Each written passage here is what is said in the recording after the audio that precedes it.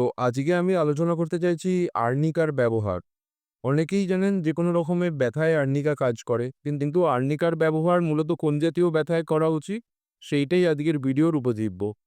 প্রথমত বলে রাখি, আর্নিকা শুধুমাত্র ব্যথার ওষুধ নয়, হোমিওপ্যাথিতে আর্নিকার অন্যান্য ক্ষেত্রেও প্রভূত ব্যবহার আছে। মূলত ব্যথায় আর্নিকা যে কারণে ব্যবহার হয় সেটা হচ্ছে আঘাতজনিত ব্যথা। এই আঘাত মূলত যদি কোনো ডাইরেক্ট ব্লো বা কোনো জায়গায় ঠুকে গেছে, এই জাতীয় ব্যথায় কিন্তু আর্নিকা ব্যবহার করা হয়।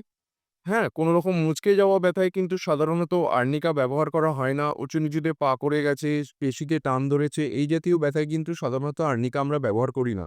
সুতরাং ব্যথা হলেই আর্নিকা খেতে হবে, এটা সবসময় সঠিক নয়।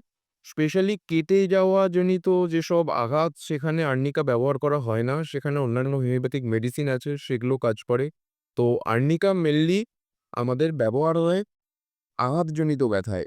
এছাড়া অন্যান্য ইনজুরিজনিত ব্যথায় অনেক অন্যান্য হোমিওপ্যাথিক মেডিসিন ইউজ হয়, যেমন বেলিস পেরিনিস, হাইপেরিকাম, এই জাতীয় মেডিসিন ইউজ হয়। এছাড়া মুচকে যাওয়া জনিত ব্যথায়, উঁচু নিচুতে পা পড়ে যাওয়া, পেশিতে টান ধরা, এই জাতীয় ব্যথায় রাস্টাক্স ব্যানিয়া এই জাতীয় মেডিসিনও ইউজ হয়। কেটে গেলে ক্যালেন্ডুলা খুব ভালো কাজ করে। পুড়ে যাওয়াতে ক্যান্থারিস খুব ভালো কাজ করে। এই জিনিসটা মাথায় রাখতে হবে। আর্নিকা আপনারা সবসময় বাড়িতে রাখতে পারেন, কিন্তু আর্নিকা ব্যবহারের আগে অবশ্যই আপনাদের জানা উচিত আর্নিকাটি কোন ব্যথায় সবথেকে বেশি কাজ করে।